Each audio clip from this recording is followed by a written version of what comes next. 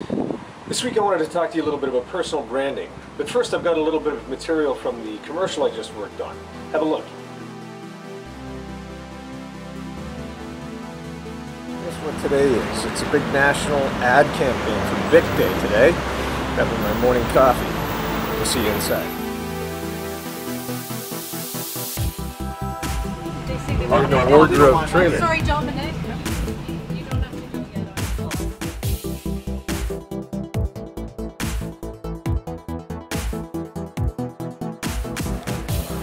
We are between takes. Just hanging out, waiting for another setup.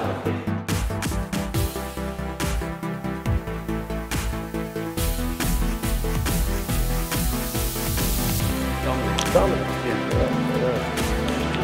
It's Dominic. On and set. Vic. Okay, so why am I talking about personal branding here first? So the reason for that is that I'm just going to walk you through some of the evolutionary steps that I felt I had to take to come to an understanding of what entertainment branding means for me as an actor, and then for me as a writer, and then for me in the area of film production. Each of those areas involves different techniques. That all began when I started with acting.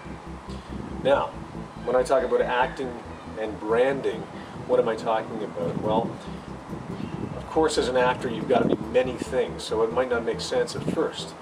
But not everyone is able to be a really good character actor, meaning they aren't necessarily that broad in the range of characters that they can play.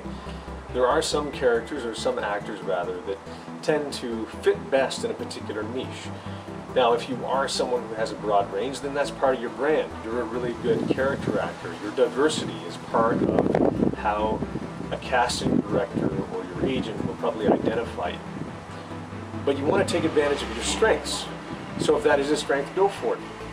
You need to decide what some of your strengths are and how you can either amplify those, or if you're lacking in certain areas, you need to figure out how to develop those as strengths so that they can become a strong part of your brand.